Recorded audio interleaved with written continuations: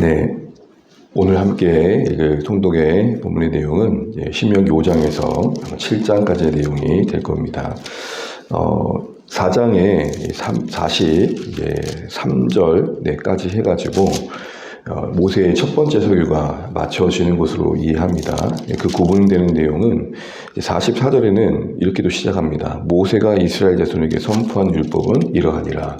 이 문구가 설교를 구분진다라고 판단해서 4장 44절부터 이제 두 번째 설교가 시작되는 거죠. 그래서 49절까지, 4장 44절 49절까지는 첫 번째 설교를 요약하고 다시 이제 본격적인 내용을 이제 5장부터 이야기해 가는 겁니다. 첫 번째 설교가 과거의 역사를 해고하는 측면이 많았다면, 이제 두 번째 설교의 본격적인 내용, 5장부터 시작되는, 그래서 한 28장 정도까지 되는 긴 내용은, 그럼 가나안 땅에서 구체적으로 어떻게 살겠는가라는 겁니다.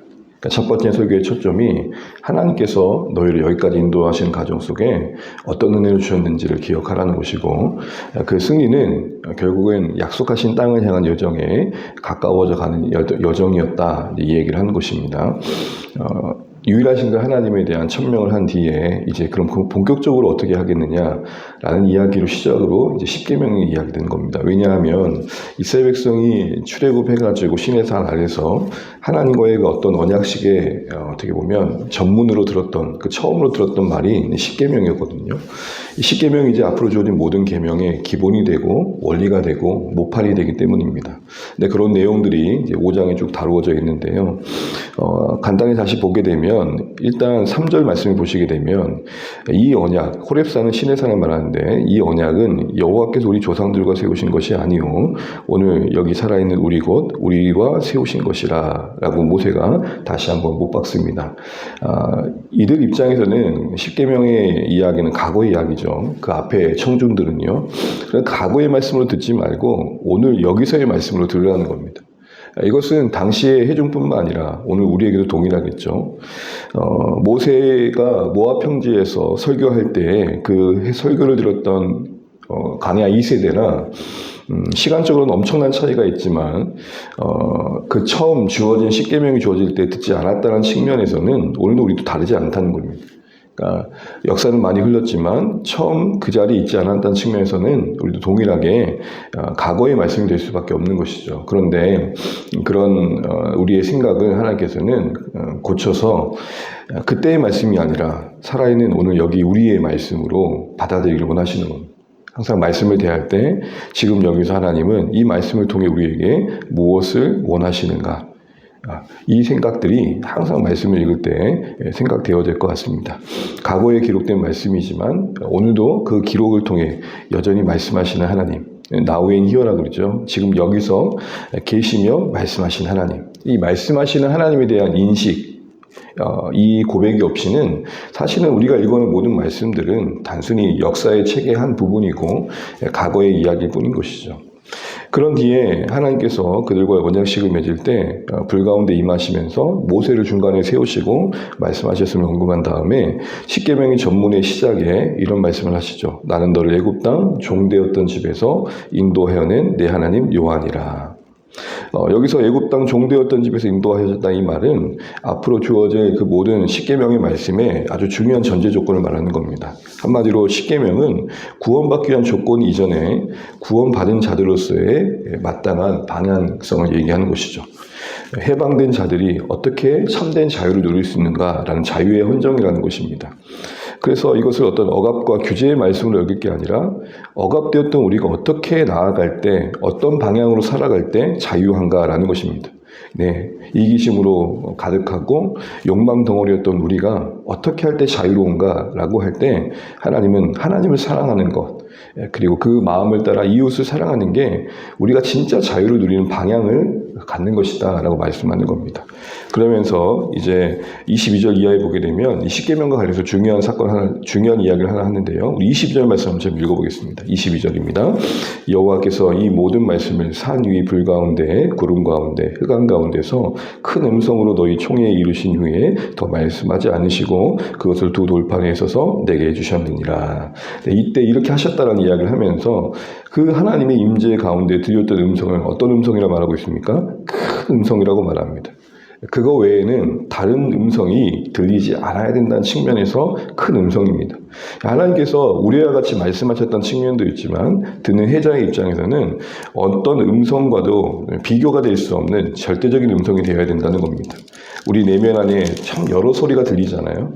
욕망의 소리도 들리고 또 세상의 소리도 들리고, 그럴 때 하나님의 소리가, 하나님의 음성이 가장 크게 들려야 된다, 이렇게 말씀하신 내용이라 여겨집니다. 그리고 나서 모세를 통해서 이스라엘 백성들이 요구했던 건 그 한 번 경험 뒤에 이들이 이제 하나님을 두려워하게 된 겁니다.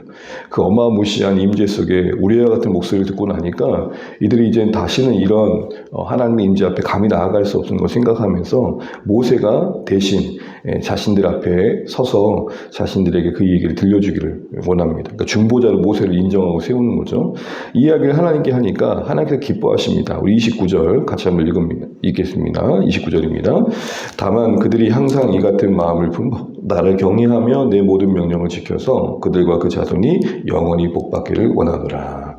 아멘. 아마 모세가 십계명을 이야기하면서 이 얘기를 같이 다시 한번 언급된 것은 하나님이 그때 이스라엘 백성들의 이 마음을 기뻐하셨다는 것, 그래서 이 같은 마음을 계속해서 품기를 원하신다는 게 지금 이 강야 세대를 마치고 가나안 땅을 입성을 앞둔 이들에게 다시 상기되어야 할 중요한 초점이었기 때문일 것 같습니다. 다시 말해서 그때 시내산에서 이스라엘 백성이 처음 그 하나님의 임재를 경험할 때 그 두려워했던 마음, 그 떨렸던 마음, 그 같은 마음, 그 하나님의 경외함이 오늘 이들 알바의 지금 이 세대 가운데서도 임하기를 바랬던 거죠. 이게 왜 중요합니까? 사실은 하나님을 경외하는 마음이 상실되면 듣는 게, 읽는 게, 배우는 게 이게 무슨 의미가 있습니까? 하나님을 경외하지 않는다면 들음에 반응하고자 하겠습니까? 하나님 생각은 그렇군요 정도겠죠. 하나님을 경외하지 않는다면 하나님이 말씀하신 책망이 귀에 들려드리겠습니까? 마음에 와닿겠습니까? 그런 의미에서 오늘 5장을 통해서 다시 한번 이스라엘 백성들 가운데 하나님께서 이제 가나안 땅을 앞두고 구체적인 말씀을 하시기 전에 어떤 이런 마음가짐들이 너무 중요하다는 것들을 다시 한번 얘기하고 계신 것 같습니다. 그리고 나서 이제 6장에 본격적인 권면의 말씀을 하시면서 이렇게 시작됩니다. 1절 읽겠습니다. 이는 곧 너희 하나님 여호와께서 너희에게 가르치라고 명하신 명령과 규례와 법도라 너희가 건너가서 차지할 할 땅에서 행할 것이니. 오늘 이제 앞으로 구체적으로 이런 마음가짐을 가지고 그 십계명을 주었던 큰 방향성과 이런 마음을 가지고 6장 이하의 내용들을 너희가 주의해야 될 것이다, 이렇게 말하고 있는 것입니다. 그러면서 시작하신 말씀은 이스라엘아 삼가 듣기를 힘써라. 그러면서 듣는 가운데 너희들이 행할 때 너희들이 복을 받을 것이다 라고 말한 뒤에 그 유명한 셰마의 말씀이 나옵니다. 4절 같이 할게요. 이스라엘아 들으라, 우리 하나님 여호와는 오직 유일한 여호와이시니. 그러면서 하나님을 마음과 뜻과 힘을 다해 사랑할 것, 또 그 사랑하는 마음을 너희들 자녀 세대에게 어디 있든지 어디서든지 가르치라고 이야기를 하고 있습니다. 그러면서 초점은 어디 있냐면 그것을 가르칠 때 손에 매어 기호로 삼고 미간에 배쳐 표를 삼고 문설주 바깥물에 기록하라는 겁니다. 이 세마 교육이라 그래가지고 여러 교육법이 있는데 이걸 따라한다고 이렇게 방문마다 화장실 갈 때마다 이렇게 말씀을 붙여놓고, 그래서 얘야 이 문 통과하기 전에 항상 이 말씀 읽고 통과해야 돼, 이렇게 교육하는 내용도 들었던 적이 있습니다. 이 모든 게 다 뭡니까? 한마디로 잊지 말라는 겁니다. 5장에서는 하나님의 말씀을 듣기 전에 하나님을 경외하는 마음이 준비되어야 되는 걸 강조했다면, 이제 6장에서는 이제 실질적으로 행하려면 잘 듣고 늘 기억하면서 잊지 않아야 된다는 거죠. 그 하나님의 말씀을 자꾸 기억하고 매 순간순간 일상에서 기억나지 않으면 행할 수 있는 어떤 가능성이 더 줄어들겠죠. 그래서 하나님께서는 이스라엘 백성들 가운데 구체적인 말씀을 또 다시 하시기 전에 경외하는 그 마음이 자꾸 들음으로 계속해서 유지되어야 된다, 이렇게 말씀하고 계십니다. 그러면서 10절부터 쭉 내용에 여러 이야기를 하는 것 같지만 잊지 않기를 간절히 바라고 염려하시면서 그들이 가면 잊을 수 있는 여러 유혹들을 몇 가지 이야기하십니다. 그 첫 번째는 풍요입니다. 풍요. 네, 11절 좀 긴데 한번 읽어보겠습니다. 11절, 12절입니다. 내가 채우지 아니한 아름다운 물건이 가득한 집을 얻게 하시며 네가 파지 아니한 우물을 차지하게 하시며 네가 심지 아니한 포도원과 감람나무를 차지하게 하사 네게 배불리 먹게 하실 때에 너는 조심하여 너를 애굽 땅 종되었던 집에서 인도하여 내신 여호와를 잊지 말고, 잊지 말고. 그러니까 6장의 초점은 잊지 않는 겁니다. 기억해야 된다는 겁니다. 근데 뭐가 잊게 한다는 겁니까? 배부름, 풍요. 야, 우리 이거 너무 잘하는 경험들 아닙니까? 배고플 때와 배 따뜻할 때의 그 차이. 우리가 배고픈 시절을 잊고 사는구나 라는 말을 일상적으로 하는 이유가 뭡니까? 너무 풍요로웠다 보니까 그 배고픈 시절의 아픔과 서러움과 괴로움이 잊혀지고 말더라는 것이죠. 언제 그랬냐는 듯이 그런 시절이 있기나 했어 라고. 요즘 저도 그렇지만 보릿고개라고 말하면 그게 무슨 고개예요? 어디 있는 동네 고개예요? 이런 얘기 한단 말입니다. 어느 도시에 있는 건가요? 이렇게 얘기해요.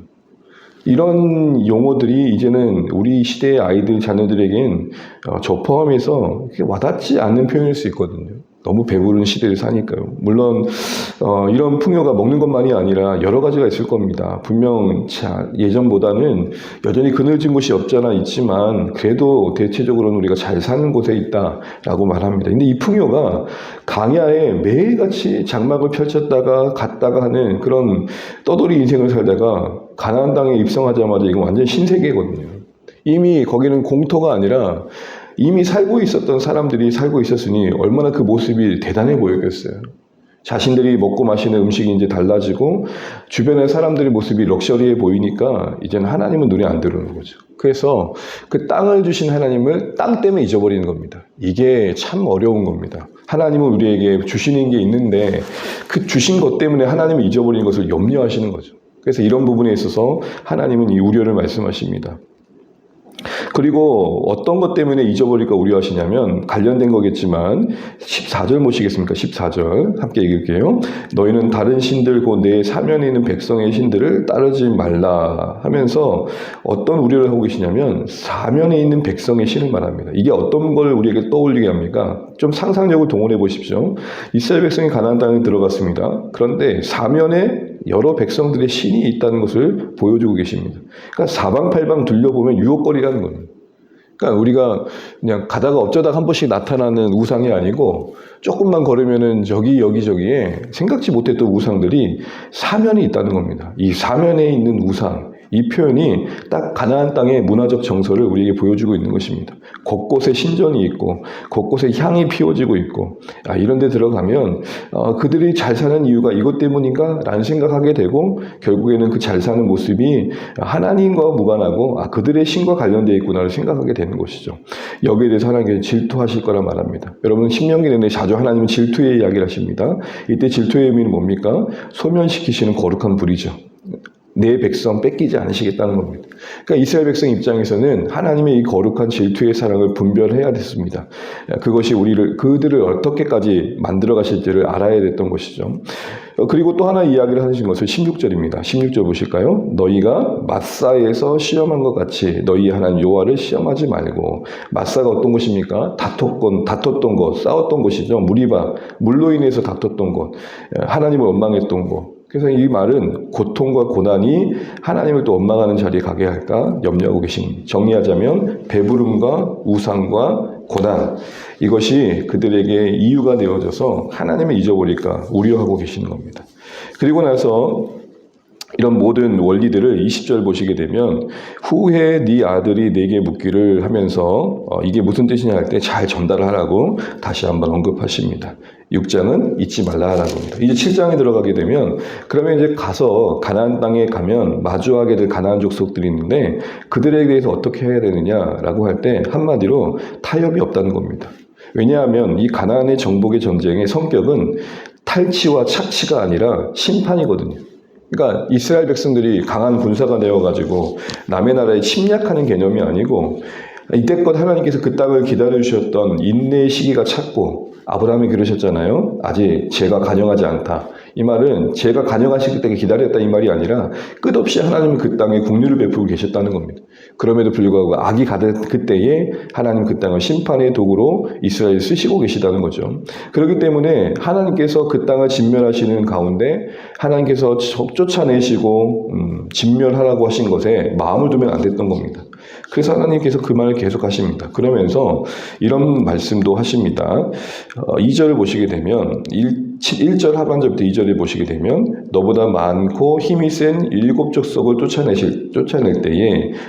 하실 때에 내 하나님 여호와께서 그들을 내게 넘겨 치게 하시리니 그때에 너는 그들을 진멸할 것이요 그들과 어떤 언약도 하지 말 것이요 그들을 불쌍히 여기지도 말 것이며 라고 말하고 있습니다.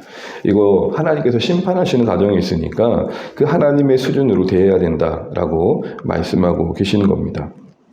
그래서 그런 주의사항을 쭉 이야기하면서 가나안 족속과 타협하지 말라는 여러 이야기들을 하고 있습니다. 그런 가운데 한 가지 또 언급되는 게 있는데 우리 22절 말씀 읽고 말씀을 마무리하도록 하겠습니다. 22절입니다. 내 하나님 여호와께서 이 민족들을 내 앞에서 조금씩 쫓아내시리니 너는 그들을 급히 멸하지 말라. 들짐승이 번성하여 너를 해할까 하더라. 속도에 있어서는 조금은 하나님께서 천천히 하실 거라고 말합니다. 대상의 진멸에 있어서는 분명해야 되지만 그 과정은 조금은 시간이 걸릴 것이다. 점진적인 승리를 약속하고 계십니다. 왜 그렇습니까? 그게 이스라엘을 보호하는 방법이었거든요. 왜냐하면 갑자기 모든 적들이 진멸되었을 때 그 땅이 황량해지고 자연 원시름으로 돌아갈 수 있는 가능성이 있었기 때문입니다. 그래서 조금씩 점령해 가게 하시겠다라고 말씀하고 계시는 거죠. 가나안 땅에 대한 전쟁의 2가지 원칙을 여기서 말씀하시는 겁니다. 타협하지 말아라. 그리고 그 속도는 나와 함께 해야 된다라는 겁니다. 승리의 연속 속에서 그 승리에 취해가지고 너희들 속도대로 가지 말라는 겁니다. 그게 한 예가 여러분 여리고성에서 고다음 아이성 아닙니까? 여리고성에 취해가지고 아이성에서 어떻게 됩니까? 별거 아닌 것처럼 보다가 그들 속도로 따라가다가 결국 망하죠. 결국은 가나안 땅의 정복은 분명히 타협하지 말아야 되는 원칙과 함께 하나님의 속도에 맞게 진행되어야 된다고 말합니다. 사랑하는 주안의 가족 여러분, 짧게나마 이런 생각을 해봤습니다. 주안의 공동체가 앞으로 이 2가지 방향을 분명히 하면 좋겠다라는 겁니다. 하나님의 기뻐하신 것이 분명히 드러날 때는 올인. 그러나 그 과정이 이루어지는 과정 속에 하나님의 이끄심에 대해서는 하나님의 속도에 맞춰가려고 애쓰는 것. 우리의 가능성을 넘어서 하나님의 템포에 맞춰 하나님의 인도하심의 속도를 따라 하나씩 이루어가는 그런 하나님의 은혜를 경험하는 공동체가 되면 좋겠다라는 생각 해보게 됩니다. 우리 공동체뿐만 아니라 우리 교회, 우리의 성도들뿐만 아니라 각자의 삶에서도 이런 일들이 일어나야겠습니다. 우리가 세상의 속도를 따라가다가 그리고 주변의 속도를 따라가다가 힘겨워하는 게 아니라 우리의 속도에 맞게 하나님께서 우리를 통해 일해 가시는 속도에 맞게 조금씩 한 걸음씩 주의 뜻을 이루어가기를 소원하는 말씀이 되시면 좋겠습니다. 이제 정리하겠습니다. 여호와 앞에서 이제 이들이 가나안 땅에 가서 어떻게 살아야 되는 구체적인 이야기를 한 장에 5장의 얘기를 꺼냅니다. 10개 얘기를 꺼내면서 너희들이 그때 어떠한 마음으로 그 순간을 맞이했었는지 그 하나님의 경외함을 상기시켜주고 6장에서는 잊지 말라 하십니다. 잊을까 우려하시면서 그곳의 풍요와 우상과 고난에 대한 상황에서도 잊지 말라고 말씀하십니다. 그리고 7장에서는 가나안 땅에는 정복에 있어서 분명한 자세를 취해라. 타협하지 말아라. 이건 진멸의 개념이다 라고 말씀하시고 그 과정은 나와 함께 해야 된다. 이렇게 말씀하십니다. 오늘도 주신 말씀 안에서 또 하루하루 살아가시는 동안 하나님을 더 경외하는 깊은 마음 가지고 살아내시는 복된 하루 되시기를 간절히 바랍니다. 기도하겠습니다.